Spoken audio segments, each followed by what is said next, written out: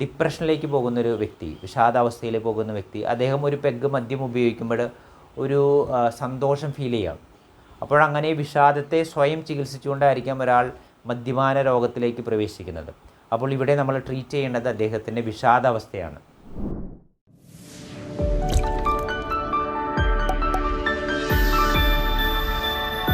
കുടിയൻ എന്ന് വിളിച്ച് നിങ്ങളെന്നെ അധിക്ഷേപിക്കരുത്.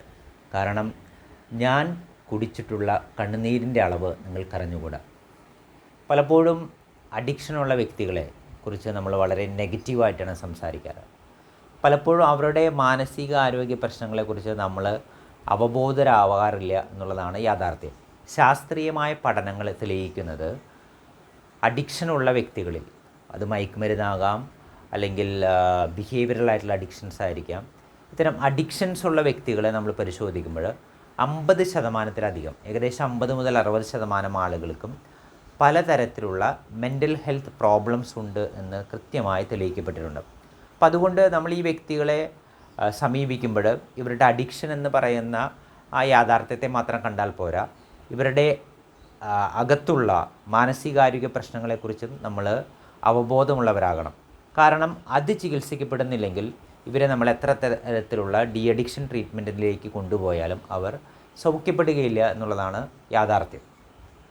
പലതരത്തിലുള്ള മാനസികാരോഗ്യ പ്രശ്നങ്ങൾ ഇത്തരത്തിലുള്ള അഡിക്ഷനിലേക്ക് ഒരു വ്യക്തിയെ നയിക്കാം. ചിലപ്പോൾ അതൊരു വ്യക്തിത്വ വൈകല്യങ്ങളായിരിക്കാം, പേഴ്സണാലിറ്റി ഡിസോർഡേഴ്സ് എന്ന് പറയുന്ന അവസ്ഥ.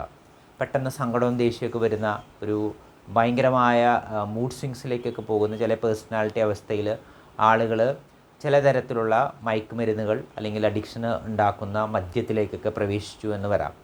അപ്പോൾ അവിടെ നമ്മൾ ട്രീറ്റ് ചെയ്യേണ്ടത് പേഴ്സണാലിറ്റീയാണ് നമ്മൾ ആദ്യമായി ട്രീറ്റ് ചെയ്യേണ്ടത്. മൂഡ് ഡിസോർഡേഴ്സ് എന്ന് പറയുന്ന വിഷാദാവസ്ഥയും അല്ലെങ്കിൽ മാനിയ തുടങ്ങിയ അവസ്ഥയിലും പലതരത്തിലുള്ള അഡിക്ഷൻ വരാം. ഉദാഹരണത്തിന് ഡിപ്രഷനിലേക്ക് പോകുന്നൊരു വ്യക്തി, വിഷാദാവസ്ഥയിലേക്ക് പോകുന്ന വ്യക്തി, അദ്ദേഹം ഒരു പെഗ് മദ്യം ഉപയോഗിക്കുമ്പോൾ ഒരു സന്തോഷം ഫീൽ ചെയ്യാം. അപ്പോഴങ്ങനെ വിഷാദത്തെ സ്വയം ചികിത്സിച്ചുകൊണ്ടായിരിക്കാം ഒരാൾ മദ്യപാന രോഗത്തിലേക്ക് പ്രവേശിക്കുന്നത്. അപ്പോൾ ഇവിടെ നമ്മൾ ട്രീറ്റ് ചെയ്യേണ്ടത് അദ്ദേഹത്തിൻ്റെ വിഷാദാവസ്ഥയാണ്. സ്കിസോഫ്രീനിയ എന്ന് പറയുന്ന രോഗാവസ്ഥയിൽ പല ആളുകളും സ്മോക്കിങ്ങിന് അഡിക്റ്റഡ് ആകാനുള്ള സാധ്യതയുണ്ട്. കാരണം ഈ സ്മോക്കിംഗ് അവരുടെ ഹാലുസിനേഷൻ എഫക്റ്റ് ചെയ്യുന്ന ശാസ്ത്രീയമായ പഠനങ്ങളുണ്ട്.